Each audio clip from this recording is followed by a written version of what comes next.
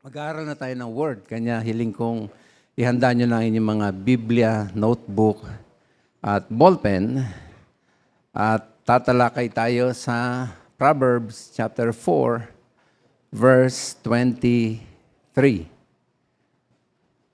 Allow me na i-share sa inyo yung pagsusog sa diniska sa atin ni Pastor Rudy Yap nung Sunday tungkol sa kahalagahan ng pag-set ng mind natin sa mga bagay ng langit. Set your mind on things above, sabi ng Colossians 3:2.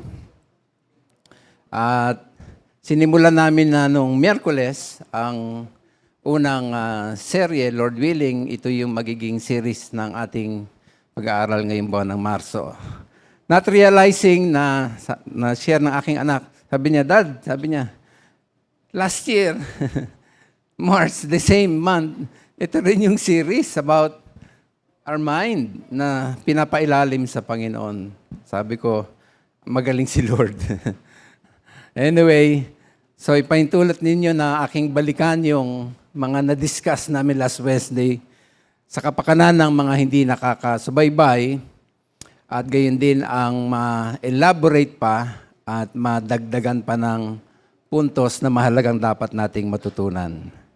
So atin nang basahin, tumayo tayong lahat bilang paggalang sa pagbabasa ng salita ng Diyos. At bago natin ito basahin, sabihin muna natin sa ating mga katabi, sa harap, likod, gilid, pagpapalain ka ng Panginoon. Dagdagan mo, sure yan. So, sabi ng Revelation, yung nagbabasa, blessed are those who read. Basahin mo lang yung scripture. Pagpapalain ka na. Okay? Sige, basahin natin ito. Matapos mabasa, please remain standing. Hingi tayo ng blessing sa ating Diyos. Okay, Proverbs 4:23. Handa po. Basa. Carefully guard your thoughts because they are the source of true life. Matapos ng aming pagpupuri, ngayon ay nakahanda na kaming makinig ng iyong salita. Ihanda mo ang aming mga puso at isip. Kasi napakahalaga ito sa amin dahil ang tao hindi lamang nabubuhay sa tinapay, kundi sa bawat salitang lumalabas sa iyong bibig. Napakamakapangyarihan ng salita mo. Kasi ito ang nagbabago ng buhay. Ito rin naman ang daan para ang pananampalataya ay pumasok sa puso. Faith cometh by hearing and hearing by the word of God. Ay maging araw ito ng kaligtasan sa sino man ang hindi ka pa nakikilala bilang Lord and Savior sapagkat word mo yung ipapangaral. At sa amin na mga anak mo'y maging malusog ang aming espiritual na buhay. Hindi lang yun, kundi ang mabago kami at ang lakad namin araw-araw ay naapektuhan na ng iyong makapangyarihan salita. So Lord, sa pagkakataong ito'y ikaw ang manguna, ako yung maririnig, pero ikaw ang aming maging main speaker. Speak. Marinig ka namin. Bata, matanda, member, attender, visitor, sino mang susubaybay sa online, whether live or nireplay lamang nila, marinig ka, O God. Ito ang aming sama-sama dalangin, in Jesus' name, Amen. Salamat. Please be seated.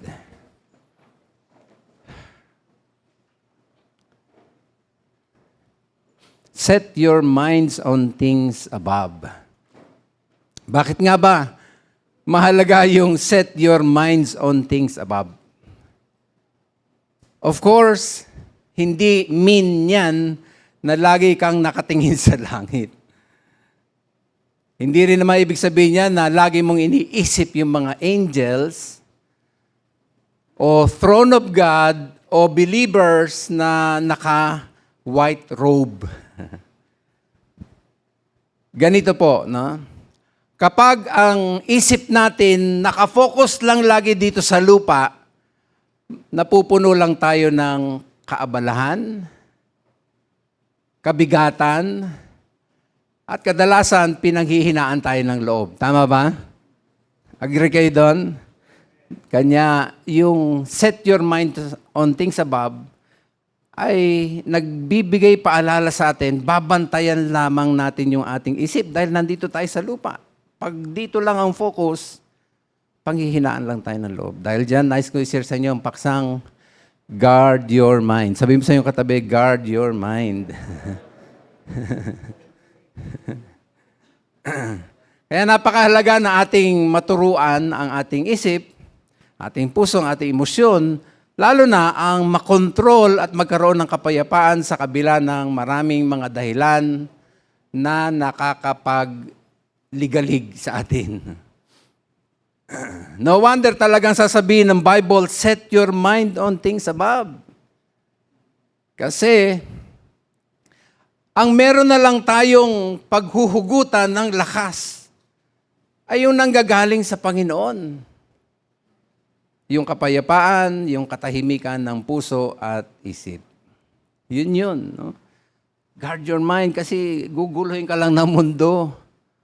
Yun na lang ang paghuhugutan mo ng lakas, ang pinanggagalingan ng kapayapaan, kundi ang ating Panginoon Diyos. Kaya dapat yan, lagi nating pinapanalangin, inaasam-asam, pinaglalaban, laging iniingatan, palalakasin. Kasi sa panahon natin ngayon, napakadami ang mga tukso para lang maguluhan ang ating isip. Tama? Agree kayo? Napakaraming tukso para tayo matakot, para tayo magkaroon ng mga sari-saring concern. Pero alam ba ninyo, lahat yan, no? Mga exposure natin dito sa mundong ito, pinapagpapahirap lamang tayo ng mga ito. Pinapahirapan lamang tayo ng mga isipin. Kanya napakahalaga yung dinidisiplina natin yung ating isipan. Alam nyo, napaka-major pala nitong isipan natin sa buhay Kristiyano. Magkaroon tayo ng pusong may kapayapaan no matter what. Proverbs 4:23 yung scripture reading. Basahin natin ulit. Ready, go. Carefully guard your thoughts because they are the source of true life. See? Guard yung mind para ang isip natin ay maging tahanan ng kapayapaan, hindi ng gulo. Ganun yun. Para ang pagtitiwala natin sa Panginoon Diyos, hindi papasukin ng pagdududa. Pero kailangan talaga, turuan natin yung ating isip. Disiplinahin natin yung paano tayo mag-isip. 2 Timothy o 2 Timoteo 1:7 sa Tagalog, sapagkat ang Espiritong ibinigay sa atin ng Diyos ay hindi, Espiritu ng kahinaan ng loob. See that? Hindi tayo binigyan ng Diyos ng Spirit ng kahinaan ng loob. Sabi mo sa iyong katabi, hindi tayo binigyan ni Lord ng kahinaang loob. Sige, yan. Sa halip, anong binigay? Kundi Espiritu ng kapangyarihan, pag-ibig at pagpipigil sa sarili. Pwede bang palakpakan natin si Lord yan? Ganda, di ba? Yan ang spirit na dapat nating panghawakan. Spirit na dapat nating palabasin sa ating buhay. Spirit na nananaig. At ito'y wala iba kundi spirit ng lakas ng loob galing kay Lord. Hindi ng kahinaan ng loob. Here's my point. Sabi ko nga, reviewin muna natin yung diniscuss namin. Para walang hina-hina ng loob, avoid thinking about things that weaken your spirit. Ganon yun. Iwasan. No? Huwag mag-isip ng, alam mong makapagpapahina lang ng iyong loob. Okay? Ay di huwag kang makinig ng mga nakapagpapahinang loob. Ganon yun. O huwag kang manood, huwag kang magbasa ng mga nakapagpapahina ng loob. Kasi pagka pinapasok mo yan sa brain mo, binasa mo, pinanood mo, pinakinggan mo, pwede kang maapektuhan at panghinaan ka ng loob. Kung di mo kayang i-discipline ang iyong isip. At pag humina na ang loob ng isang tao, sumusunod na yan, humihina na rin ang iyong immune system. Science yan. No? Gano'n ka powerful ang mind. Affected, hindi lamang ang iyong system, humihina rin ang iyong kalusugan. Damay pati ang iyong damdamin at spiritual na buhay. So ngayon, yung mga ini-imagine mo, pwedeng maka-apekto sa iyo yan. Sabi mo sa iyong katabi, ingat tayo. Kasi ang sabi ng 2 Timoteo 1:7, ang Espiritu daw ng Diyos ay Espiritu ng kapangyarihan. Sa panahong ito na ang daming mga hamon sa buhay, yan ang dapat nating ipinaglalaban, yung Espiritu ng kapangyarihan. Espiritu ng pag-ibig, Espiritu ng pagpipigil sa sarili. Pagpipigil sa mga magpapadala lang sa atin para maging mahina yung ating loob. Ganun yun. Pagpipigil na wag tayo makakalimot sa Panginoon Diyos na siya ay mabait, mahal niya tayo, nandyan siya, may kapangyarihang inilaan, handa para gamitin natin. Pwede ba palapakan natin si Lord? Ito pa ang sabi ng bakit dapat na wag tayo mag-iisip ng mga makapagpapahina. Kasi sabi ng Proverbs 23:7, for as he thinks within himself, so he is. Naku. So imagine natin mga kapatid, no? What you think becomes what you live. Kung ano yung iniisip mo palagi, yun ka magiging. Yun ang mangyayari sa'yo, kasi yun ang palagi mo iniisip. Mamaya, abangan nyo, makita nyo yung katotohanan na tinuturo sa atin ng Scripture. So imagine natin, mga kapatid, anong quality buhay meron ka ngayon at this very moment, malamang bunga yan ng lagi mong iniisip. Yan. Kung tayo ngayon ay nervyosin, no? Ay bago mangyari yan, lagi kasi natin iniisip, ininervyos tayo. Kung lagi kang nagpapadala sa mga nagpapahina ng loob, ay sayang naman yung verse na binigay ng Diyos. Hindi ako nagbigay ng espiritu ng kahinaan ng loob, kundi kapangyarihan. Sayang. Alam niyo kung magbababad tayo, matutunan natin magbababad sa mga pag-ibig ng Diyos, sa salita ng Diyos, sa pagmamahal ng Diyos, sa pagmamahal din sa kapwa, sa paggawa ng mabuti, tiyak yung bunga niyan sa atin, strength na nanggagaling at power sa ating Panginoon. Pwede mapalakpakan natin si Lord. So, paalala, huwag nang dagdagan pa ang iyong alalahanin. Sabi mo sa iyong katabi, huwag mo na dagdagan ang iyong alalahanin. Ay kasi meron ka ng personal na alalahanin. Ay pati ba naman yung nadaanan mong namomroblemang kontratista ng building, problema niya, tapos nag-comment ka pa, ay tabingi yung kabit ng poste. Ano bang kinalaman no sa buhay mo? Problema na niya yon, huwag mo na akuin. Yan na madalas na sinasabi na akin may bahay, pag nagko-comment ako, ay, hindi maganda yung kulay. Huwag na natin problemahin yan. May problema na tayo, huwag na natin dagdagan pa yung problema na iba. You could be the source of your own pain and weight. More specifically, your mind could be your worst na magpapahirap sa iyo. Nisip mo lang yun. Pinapahirapan ka ng sarili mong iniisip. Sabi mo sa iyong katabi, ingat tayo. So, wag nang isipin yung sobra. Wag nang isipin yung malayo pa. Alam niyo ba ang sabi ng Lord sa Matthew 6:34? So, don't worry about tomorrow. For tomorrow will bring its own worries. Today's trouble is enough for today. Sapat na yung ngayon, wag mo nang dagdagan pa idadagdag mo pa yung bukas. Yung ngayon, Idadagdag mo pa yung bukas. Sabi ng Lord yan, don't worry about tomorrow. Tomorrow will worry about itself. Let the day's own trouble be sufficient for the day.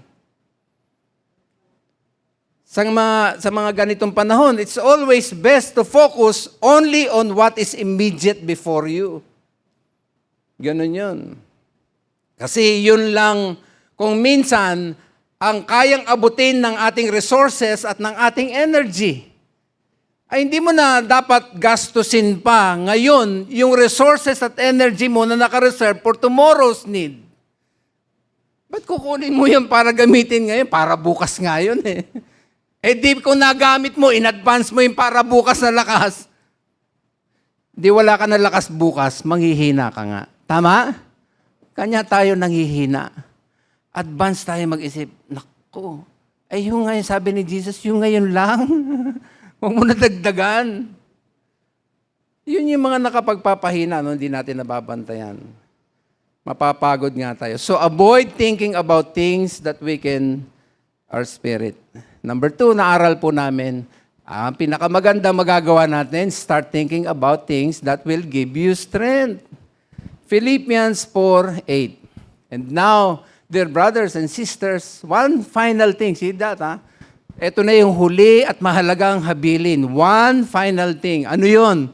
Basahin natin. Ready, go. Fix your thoughts on what is true and honorable and right and pure and lovely and admirable. Think about things that are excellent and worthy of praise. Palakpakan natin si Lord. Kahit sa ganitong panahon, mga minamahal, na ang paligid natin puno ng mga negative things, ang isa-isip wika natin ay yung mga karapat-dapat at kaibig-ibig. Mararamdaman niyo yan, no? Pag ang palagi niyong papansinin, tutuunan ng panahon, minuto, oras, ay mga burdens, bills, mga kung ano-ano. I'm not saying i-ignore mo yun. That's not the point. Sinasabi dito, yung nagbababad ka doon, panghihinaan ka ng loob. Disiplinahin mo yung isip. Isipin mo yung mga kaibig-ibig. Hindi naman nangangahulugan na marami tayong mga negative sa paligid, ay wala ka na makikitang positibong bagay. Tama? Mas marami pa kung papansinin mo lang ang mga gawang kabutihan ng Diyos sa ating buhay. Para yan yung batang 4 years old na nag-pray. 4 o 3 years old yata yun. Tuwan-tuwa yung magulang kasi ang haba mag-pray. Parang walang katapusan. Salamat na salamat. Pagmulat nila, yung pala lahat na makita, salamat po sa aming kuryente, salamat po sa aming baso, salamat po sa aming plato. Ay mabuti pa yung bata. Alam niyan tignan kung ano yung dapat tignan. Diyan tayo kulang. Okay? Titus 1:15. Itong isang dapat nating matutunan. Malinis ang lahat ng bagay sa may malinis na isipan. See? Affected ang environment, ang paligid, kung malinis din yung ating isip. Ngunit sa masama at di sumasampalataya, walang bagay na malinis. Wow! Sapagkat marumi ang kanilang budhi at isipan. Again, no, yung budhi ang pinag-uusapan at saka ating isipan. Affected, pati yung values, no? Thought life ang nagdedetermine ng quality ng ating buhay. Alam niyo ba, yung mga binababad natin sa ating isipan, makinig, look at me. Alam niyo ba yung mga binababad natin pala sa ating isipan, minsan mistulang parang isang panalangin. Sino dito ang nananalangin na walang galawang lips mo, kundi sa isip ka lang nagpe-pray? Pakitaas ang kamay. O halos, yung iba, hindi kayo nagpe-pray sa isip lang. Ulit ko. Sino dito nagpe-pray yung wala lumalabas sa salita, hindi gumagalaw ang bibig? Sa isip lang, taas ang kamay. Ay, halos lahat. Same pala, pag isip ka ng isip doon, minsan nagmimistulang panalangin siya. Hindi tayo aware doon. Kasi yun ang sabi ng Proverbs. Paano ka mag-isip, yun ka magiging. Yun ang magiging sagot do sa iniisip mo. So, napaka-dangerous pala yung maling gamit ng pag-iisip. Pero, may positibo naman kung tama ang iisipin mo. Amen? Oh. Ay dito, minsan talagang pag nag-pray tayo, isip lang. Ganun din pala yung pag nag-isip ka na nag-isip, mistulang isang panalangin. So yung isip ka ng isip, magkaka-trouble, magkaka-problema, magkakahirap-hirap, yun ang matutupad.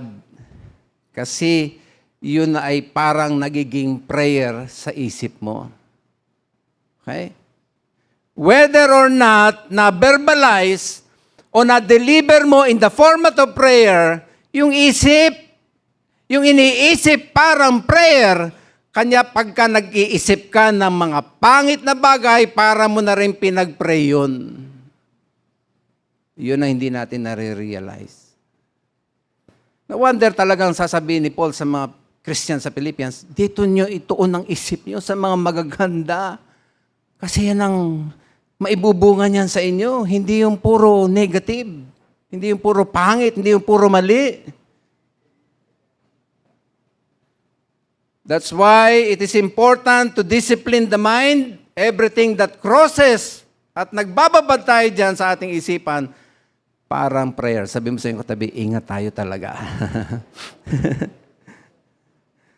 So, hindi natin kailangan maging in the format of prayer na may amen sa dulo para maging prayer. Sabi ko nga, isipin mo lang, no? Mistulang panalangin din yan. Tingnan nyo sabi ni Job.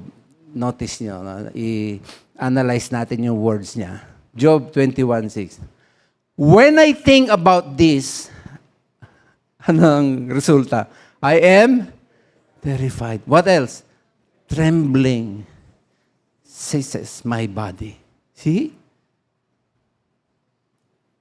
Trembling seizes my body. I'm terrified. When?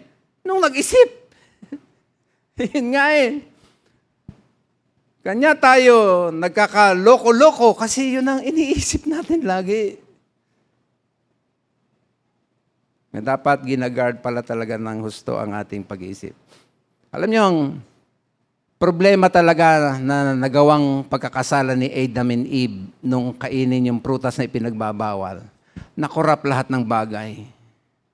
Yung mga roses nagkaroon ng tinik, na-curse ang buong mundo. Pati yung isip natin nasama sa curse. Kanya kahit tahimik ka lang, biglang may papasok sa isip mong hindi maganda. Tama ba? Yun eh. That's why, ang sabi, guard your mind. Sabi mo sa yung katabi, guard your mind. Ayun. Pag nangyari yan, change channel. Sabi mo sa yung katabi, change channel tayo. Baguhin yung ating iniisip. Kanya nga yun, isipin mo na lang yung magpapalakas. Huwag mo isipin yung magpapahina. Change channel. Ang dami ko ng beses ginawa yan, nakatulong talaga. Totoo yun. Nakakatulong. Change channel. Baguhin mo yung iyong iniisip. Ang isipin mo yung makapagpapayapa sa iyong katawan, makabibigay sa iyo ng katahimikan ng loob, matutulog ka pang masarap. Di ba? Paano? Ito ang unang payo ni Pablo. Tingnan niyo. 2 Corinthians 10:5. Sabi, casting down imaginations and every high thing that is exalted against the knowledge of God. Sinisira namin yung mga imahinasyon na alam namin na ito'y kontra sa knowledge of God. Instead, ano yung kasunod? Basahin natin yung last two phrase. Ready, go. And bringing every thought into captivity to the obedience of Christ. Pwede ba palakpak tayo kay Lord? See? Binibihag wika namin ang lahat ng aming isipan upang matutong sumunod kay Kristo. Yun. Napakahalaga ng isipan natin, dapat bihag ni Kristo. O baka ikaw ay bihag ng iyong isip. Baka yung isip mo ang nagkakadena lagi, kanya ka may pagdududa, kanya ka ang dami mong question, kanya ang dami mong complain. Biktima ka nung iniisip mo na yun ang binababad mo sa iyong buhay. Okay? Change the way you think. That's the best thing. Kaya think on this thing, sabi ni Paul. Ay, tignan ko na lang yung, kung wala kang pambayad sa bill, tignan mo kung ano meron ka sa bahay. Thank you, Lord. May pagkain pa rin naman kami. Kahit wala kami pambayad ng bill. Nakukuha niya, ibig ko sabihin, kaysa yung, hala, wala na, ito na ang bayaran. Nanginginig ka na ngayon. Doon ka nakapokus sa magpapahina sa iyo. Di focus ka sa kung ano meron. Thank you, Lord. May nakakain pa rin naman kami. Kahit wala kaming pambayad. And who knows, magulat ka dahil nakita ng Diyos yung faith mo. Tama. Tama ang focus mo sa sinasabi ng salita ng Diyos. Magulat ka, bubukas ang pinto ng langit. Bubuhos, gagalawan Diyos. May kakatok, ito po pambayad niyo po sa inyong bill. Ang dami ng testimony niyan dito. Pag Wednesday, pakinggan niyo, panoorin niyo, balikan niyo. Palaging sa word nila, saktong-sakto si Lord. Ang galing ni Lord. Yun ang mga bukang bibig nila. Ang galing ni Lord. Saktong-sakto, kailangan namin pambayad sa kuryente. Ito, biglang nagbukas si Lord. Yan ang dapat nating matutunan. Okay? So matutunan natin, i-disiplina lagi ating isip. Ito yung pangatlo na gusto ko idagdag. Everybody, listen carefully. Napakahalaga po ito. Sulat niya number 3. I-guard natin yung mind because sometimes we create our own reality through wrong perspective. Wow. Ano ibig mo sabihin, Pastor? Ako, isa pa ito sa talagang dapat binabantayan sa ating isip. Sabihin mo sa iyong katabi, guard your mind. Kasi, yung ikatlong puntos, yung reality, yung truth, madalas yan, constructed through the lens of individual's perception. Ibig sabihin, kung paano mo i-interpret ang sitwasyon, yan ang magdidictate na mabubuong truth sa'yo, regardless sa objective o facts. Ano ba ang katotohanan? Ang katotohanan ay hindi lang yung actual at tunay na totoo. Meron pa ba ibang katotohanan? Makinig. Meron din tinatawag na katotohanan bunga nung inaakala mong totoo. Sa'yo, totoo yun. Pero inaakala mo lang. Magkaiba dun sa una na totoong truth, reality. Iba dun sa inisip mo, ininterpret mo, at pinaniwalaan mong truth, perception. Pero hindi talaga truth. Yun, dun tayo hindi maingat. Magkaiba ang tunay at actual na katotohanan. At magkaiba din ang ating pagtingin kung ano ang totoo. Kung hindi natin matututunang i-guard ang ating mind sa aspetong ito, mga minamahal, makinig, ang umiiral na pala sa ating buhay, hindi na yung aktwal at tunay na katotohanan, kundi yung inaakala mo lang na totoo. Yun. Which is dangerous. Sabi mo sa iyong katabi, delikado yan. Kaya maraming mga tao nagiging victim ng sarili nilang pag-aakala. Maraming tao, biktima ng sarili nilang kamangmangan, kadiliman ng isip, kabaluktutan ng pangangatwiran. Akala nila yun yung truth. Kanya ang ulit-ulit ko sa text carefully guard your thoughts because they are the source of true life. Nagiging yun yung truth sa'yo. kung ano yung nilaro-laro mo sa isipan mo.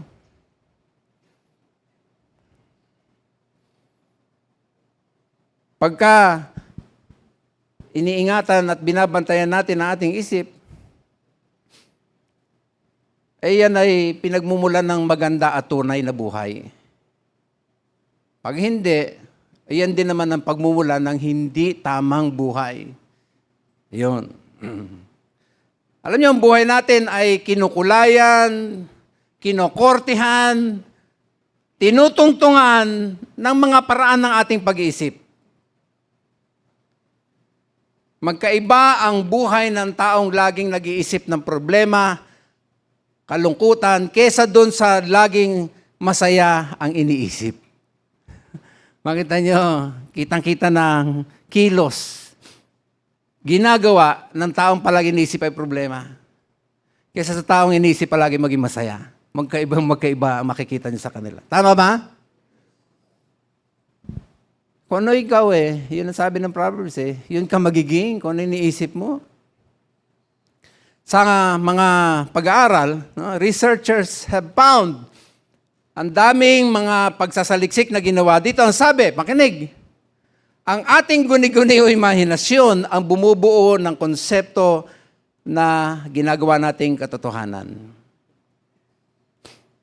So maraming akala natin, katotohanan, yung pala, guni-guni lang pala. Sabi mo sa iyo katabi, guni-guni lang yan. In short, akala lang pala. Di ba may kasabihan tayo, no? Ang dami nang namatay sa akala. Tama ba? Yun. Your mind can literally play tricks on you. Dadayain ka ng iniisip mo. Pinaglalaroan ka ng iniisip mo. Isipin nyo, no? Isip mo yun pero pinaglalaroan ka. Ay dapat, paglaruan mo siya, hindi yung siya maglalaro sa'yo. Tama ba? Kaya nga guard your mind. Sa yung kontrolin mo, hindi yung siya yung kukontrol sa'yo. Sample. Isipin nyo, sobrang linaw at kitang-kita na ang ating mundo ay bilog. Sinong hindi naniniwala dyan? Ang mundo ay bilog, tama? Bakit meron pa rin naniniwala na ang mundo ay flat? Paglalaban pa nila yun, pagpapatayan pa nila yun. Wow! See? Akala, perception, ginagawang truth. Pagka kayo ay mapagduda, ang nagiging tingin nyo na rin sa tao, lolokohin ka. Totoo yan. Lolokohin lang ako nito. Kasi mapagduda ka. Yun ang iniisip mo lagi. Pinaglalaroan lang tayo ng ating isip. Sabi mo yung katabi, pinaglalaroan lang tayo ng ating isip. Di natin nare-realize we get to believe our own lies. Wow. So yung isang kasinungalingan, alam mong kasinungalingan yun, ulit-ulitin mo, mamaya, yun na yung totoo sa'yo. Tama? Tingnan niyo mga politiko. Wala ko ibig sabihin, ha? Realidad lang to, no? Wala naman tayong binabanggit. Pero may mga politiko na ulit-ulit sa puso't isip ang magnakaw. Ano nangyayari? Nagiging truth na sa kanila yun. Sa kanila, hindi na kasinungalingan yun. Kanya gustong-gusto nilang ginagawa. No matter masaktang ka, may mapahamak, wala. Kasi sa kanila, yun na ang truth. Binabago yung buhay, pinag-isipan lang, nagsimula lang sa isip. Wow! Nakakatakot pala isip natin. Sabi mo sa katabi mo, guard your mind.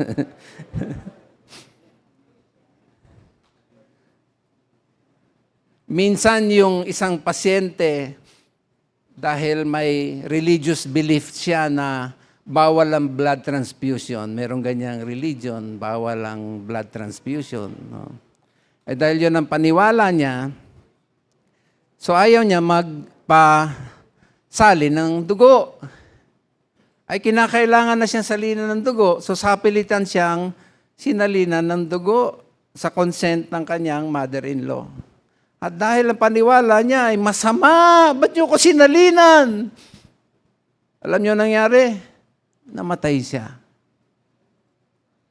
Ba't ganon? Sinalinan na nga, namatay pa. Nakokontrol ng paniwala pati yung ugat ng tao.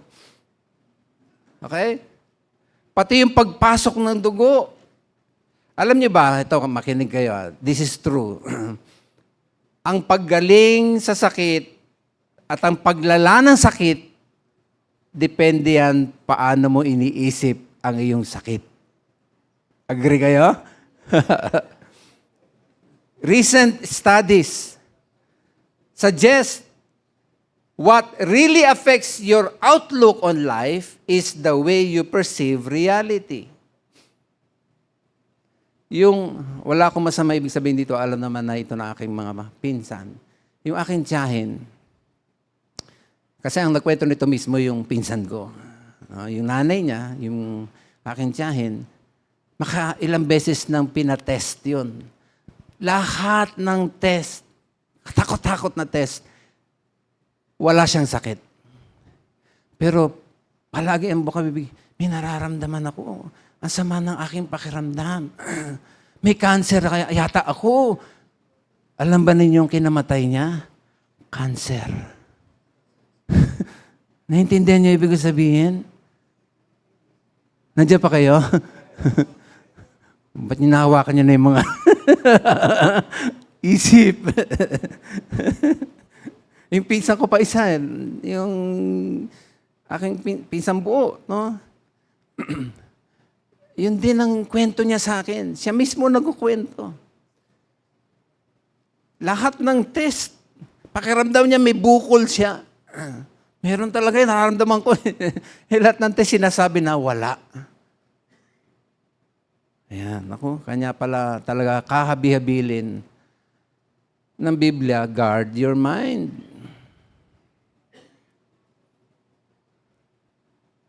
Kanya mga minamahal kung iniisip mo na malupit ang Diyos, magiging bukang bibig mo, grabe ka Lord, bakit nangyari sa akin to? Mali ka nang iniisip kung sino ang Diyos. Yun tuloy yung bukang bibig mo. Samantala kung iniisip mo, mabait ang Diyos, kahit may problemang dumating sa iyo, magpapasalamat ka pa nga. Totoo yun.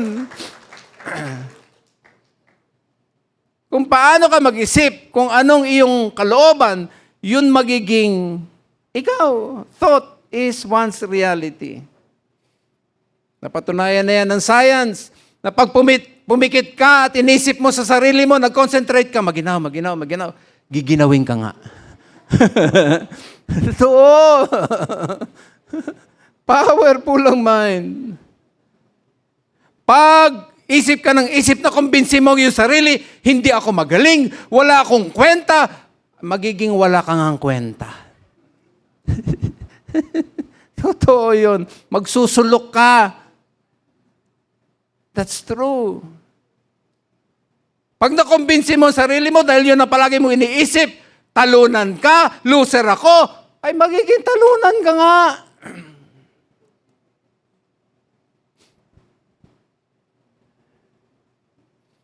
Kaya ang ganda-ganda ng words ni Paul palagi sa Bible. Makita nyo, positive. I can do all things through Christ who strengthens me. See that word? Hindi hindi ko kaya yata to Lord.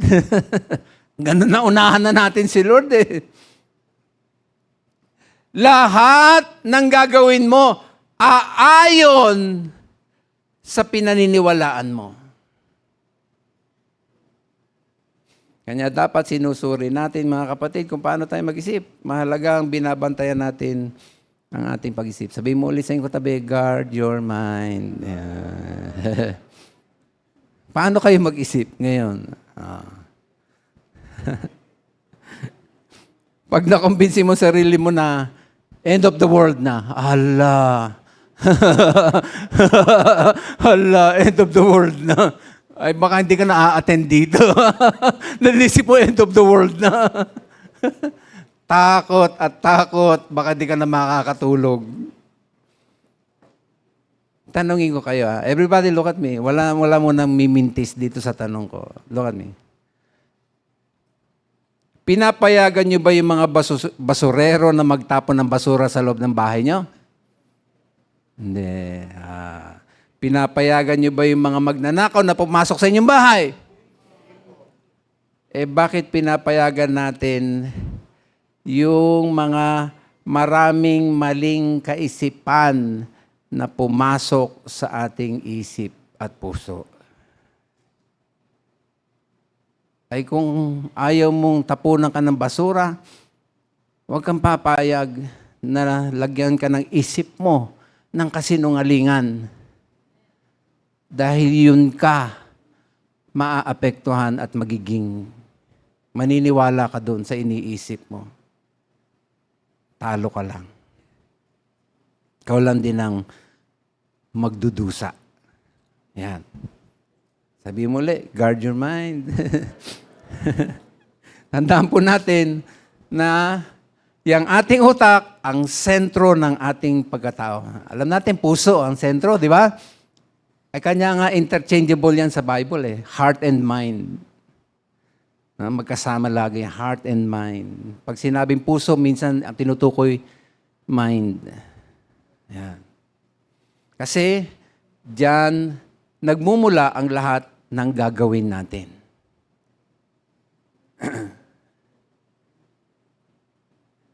Sabi mo sa iyong katabi, meron pa. Ito, magulat tayo. No? Alam niyo ba, na yung iniisip mo, yun din yung ina-assign mo sa iba. Ano ibig sabihin doon, Pastor? Pakinggan yan, sabi ng Proverbs 27:19. A mirror reflects a man's face. Tama? Hello? But what he is really like is shown by the kind of friends he chooses. Kung paano daw nakikita mo ang mukha mo sa salamin, pag nananalamin ka, ganun din mo nakikita sarili mo sa mukha ng iba. Nakikita mo sa kanila, sarili mo.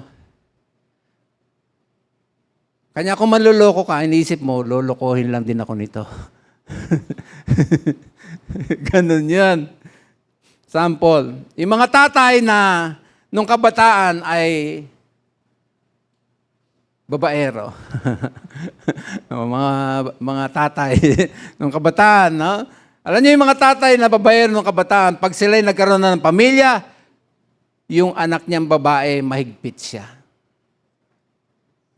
Kasi ina-assign niya, lahat ng lalaki maliligaw dito, lolokohin lang siya. Ina-assign niya yung imahe niya sa iba. Ganun pala ang mind. No? Ang thought natin napaka-powerful. No? Na nagkikreate ng reality na hindi naman. Kanya, pag may maruming buhay ka, marumi yung iniisip mo, marumi din ang tingin mo sa kapwa mo. Ganun po yun.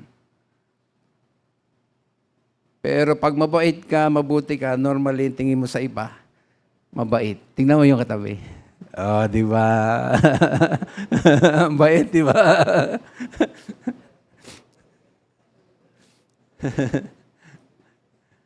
To control your destiny, mga minamahal, in short, para makontrol mo kung saan ka papunta sa buhay, you must learn to control the nature of your dominant habitual thought. Paano ka mag-isip? Kontrolin mo yun kasi doon ka dadalin. Doon ka dadalin yan. Alam nyo ba, narinig nyo na sa akin testimony na hindi ko talaga gusto ang magpastor. Hindi ko talaga gusto. Kasi alam ko mahirap magpastor. Anyway, basta nangaharap lang ako minsan na kasi pag nadadaan ako dyan sa may Quirino Highway, may isang building dyan. Nakakrasan ko yung itsura ng building. No? So sabi ko lang sa isip ko, Lord, kung halimbawa bang tawagin mo ako, siyempre di naman kita matatanggihan kung tawagin mo akong pastor. Pero kung tatawagin mo ako maging pastor, ganyan ang gusto kong building ng church. Wala lang. Yung nangarap lang minsan. No? Parang gusto ko lang, sige, kung susunod ako sa'yo, pero type ko yung ganitong building. Alam niyo ba, hindi ko maintindihan, basta palagi ko dinodrawing yan. Palagi kong dinodrawing. Ito yung larawan ng building. Dinala ako nung iniisip ko nung binata pa ako. Ha? Hindi nyo alam kung sa kayo dadalhin na inyo iniisip. Okay?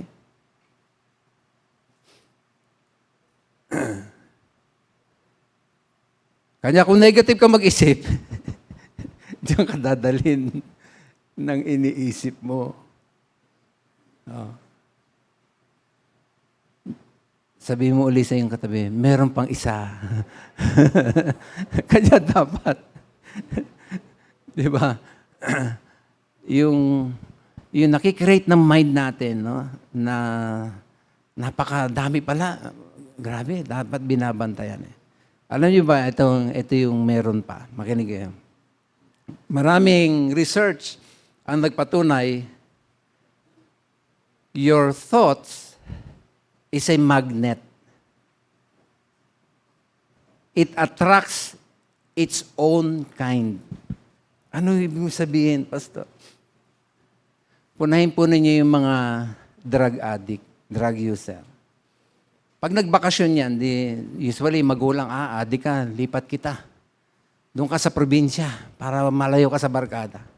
Alam ba ninyo, wala pa isang buwan, may makikilala at makakabarkada yung drug addict din. Alam niyo ba yan? Nakakakontak kaagad siya.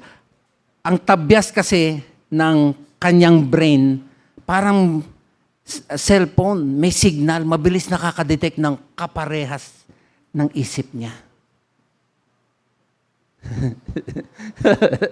Ang tindi pala ng brain natin, ano? Kanya kung chismosa ka, pastor naman. Walang isang segundo sa loob ng lugar na ito, may makikilala ka na agad. At meron na tayong pagchichismisan. Halika, chismosa ka pala? Halika dito. Pag-usapan natin yung nakapula. Wow, grabe. Unique, di ba? Para silang nagbo-bolt in.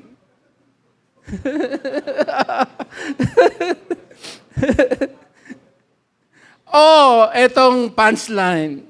Masasaktan tayo dito. Isipin nyo na lang kung magsasama-sama yung mga brain na hindi ginugwardyahan, ano na lamang ang may dudulot nito sa paligid, sa kapwa niya, pag nagsama-sama yan. Dahil nakaka-attract siya ng kaparehas niya. No wonder ganun kaseryoso ang Proverbs, guard your mind.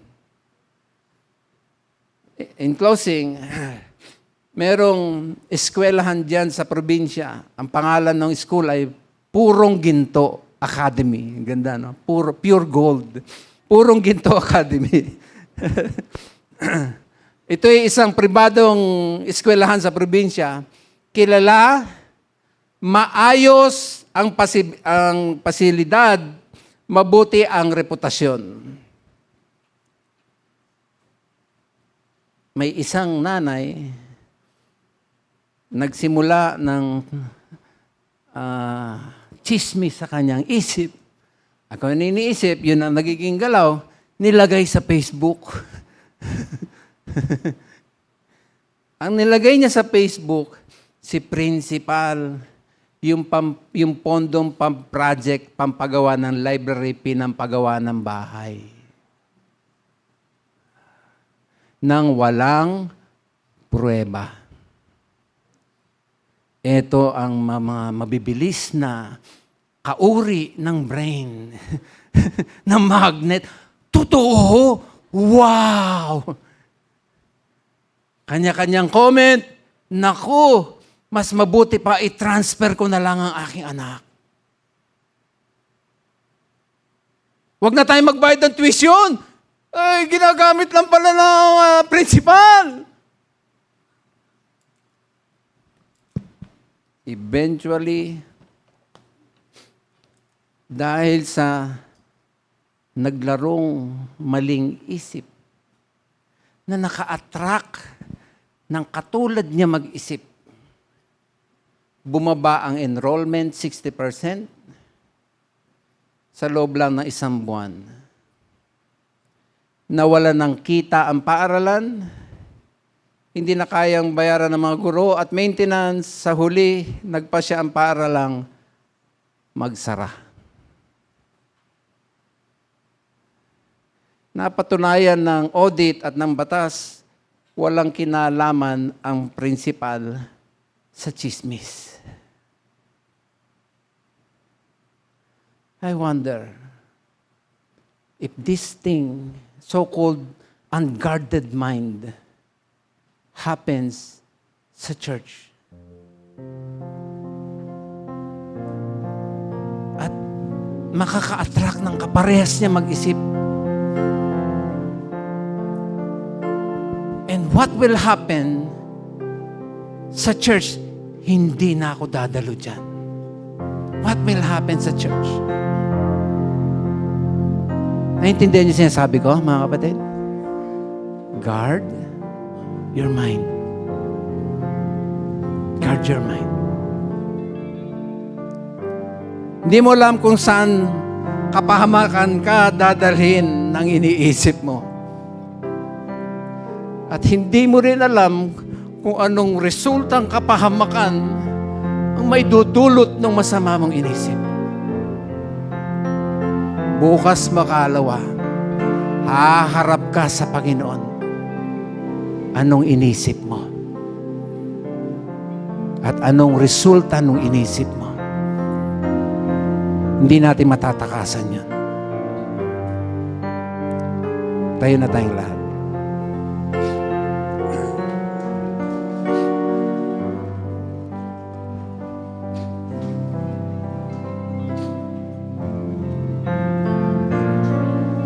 Awitin natin, search me, O God. Search me, O God, and know my heart today. Try me, O Savior. Know my thoughts, I pray. See if there be some wicked ways in me. Cleanse me from every sin. Cleanse me from every sin and set me. Maraming salamat, Panginoon, kasi ang salita mo'y buhay. Ito ay timing. Ito ay sakto. Marahil kanya itong mensahe mo kasi meron kang gustong i-deal sa aming mga isipan. Na gusto mong maging tama ang aming pag-iisip. Gusto mong kalugod-lugod ang mga iniisip namin. Lord, forgive us kung may mga na-entertain kaming hindi na pala tama. Help us na ma-free. Help us na maging sensitive. Help us na maging pure ang mind. Help us na maging tama. Pipiliin namin yung change channel. Help us, Lord. Proteksyonan mo ang aming buhay, aming pamilya, aming ministry sa tamang pag-iisip. Ay siguro mayroon kayong gustong ilapit sa Panginoon. Di ko alam kung ano po yan. Healing, blessing, trabaho, problema, wisdom, ano man, sa inyong gustong lumapit at kausapin ng Lord, ay ito yung pagkakataon, katagpuin natin siya, siya ay naghihintay at handang tumulong sa anumang daladala natin ngayong araw na ito. Umuwi tayong magaang, masaya, kasi nakatagpo natin si Lord. So as we sing, Search me, O God, sa inyong gusto lumapit, mag-pray. Halika kayo. Sige kayo. Amen. Search me, O God. Sige po, pray lang. Kayo lumapit, pray lang. Amen. And no, ano man po ang gusto niyong ilapit sa Lord, just come. Trust Him. Trust His name. Hindi siya nagkakamali. Sumasagot siya sa pananalangin. Naggagabay, nagpapala, tumutulong. Nagsusolve ng mga problema. Pagtiwalaan natin siya. Yes. Bukas pa ang panyaya. Makiral lang kayo. Halika kayo. Sama-sama tayong ibilog sa Panginoon ang lahat. See if there be, amen, yes, some wicked ways in me. Cleanse me from every sin. Cleanse me from every sin and set me. O, hindi na tayo kakanta, pakinggan lang natin ang tugtog.